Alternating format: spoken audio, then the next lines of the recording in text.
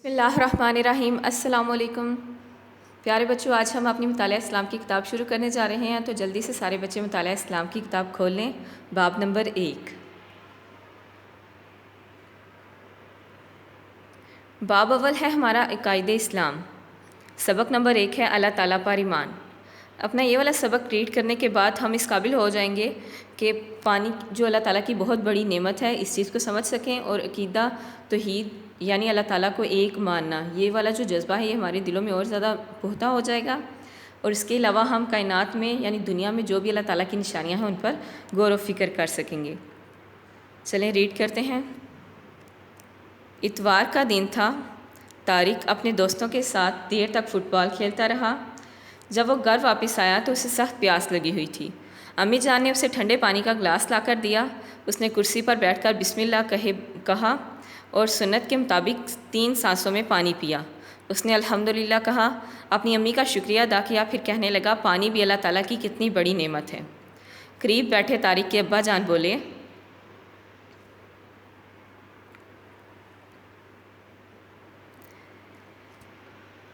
ہاں بیٹا، پانی اللہ تعالیٰ کی ایک بڑی نعمت اور نشانی ہے۔ قرآن مجید میں پانی کا ذکر کرتے ہوئے اللہ تعالیٰ نے اس پر غور کرنے کا حکم دیا ہے۔ ارشاد باری تعالیٰ ہے، أَفَرَأَيْتُمُ الْمَاءَ الَّذِي تَشْرَبُونَ أَأَنْتُمْ أَنزَلْتُمُوهُ مِنَ الْمُزْنِ أَمْ نَحْنُ الْمُنزِلُونَ۔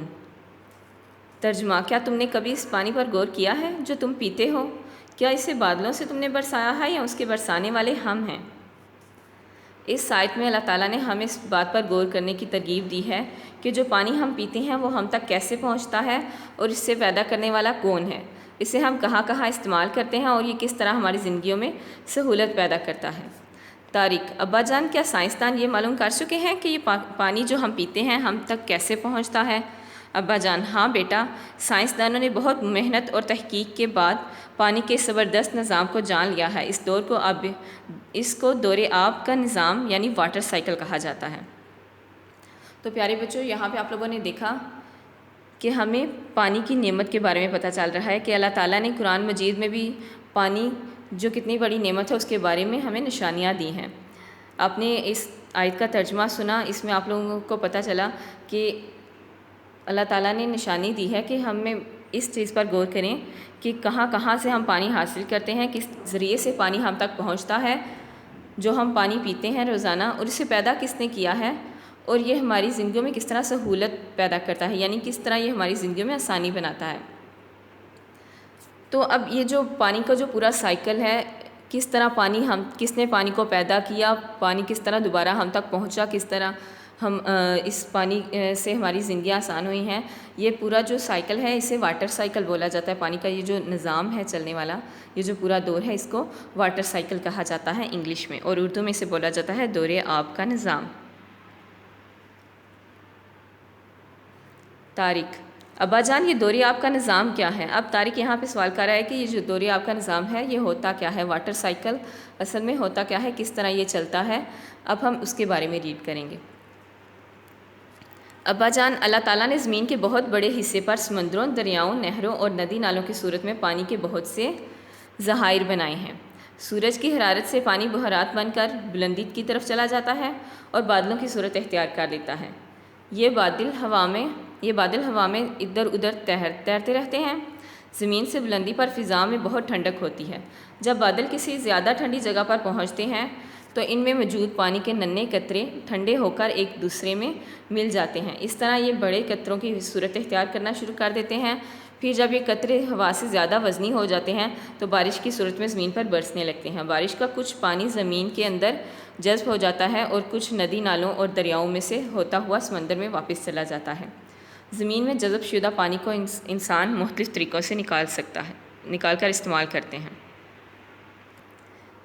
اب یہاں پہ آپ لوگوں کو واٹر سائیکل کی جو فگر ہے وہ دکھائی دے رہی ہے۔ آپ لوگ دیکھ سکتے ہیں کہ یہاں پہ یہ جو سارا پانی کا ذخیرہ ہے، یہ سمندر بھی ہو سکتا ہے یا دریا بھی ہو سکتا ہے۔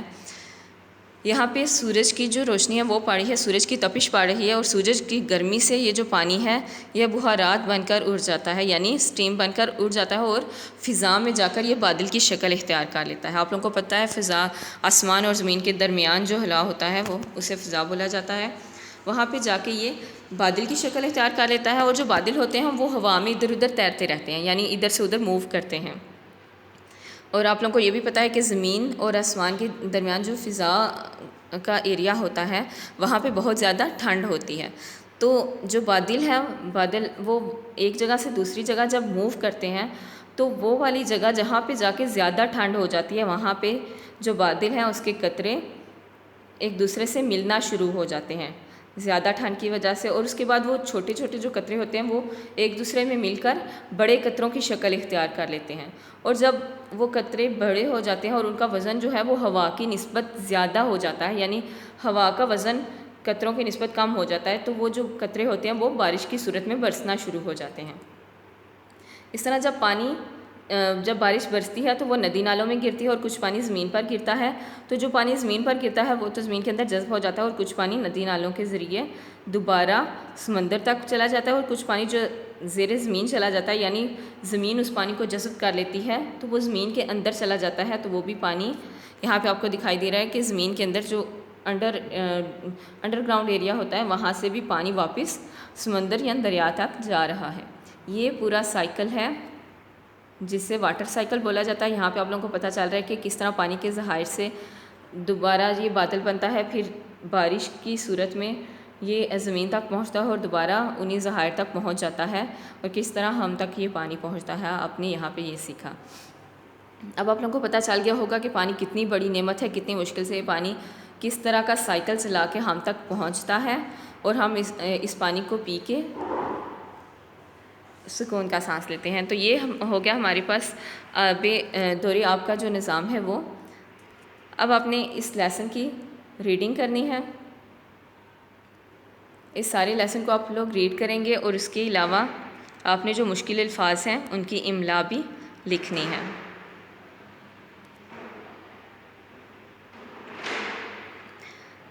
Thanks for watching the video. Thank you and اللہ حافظ۔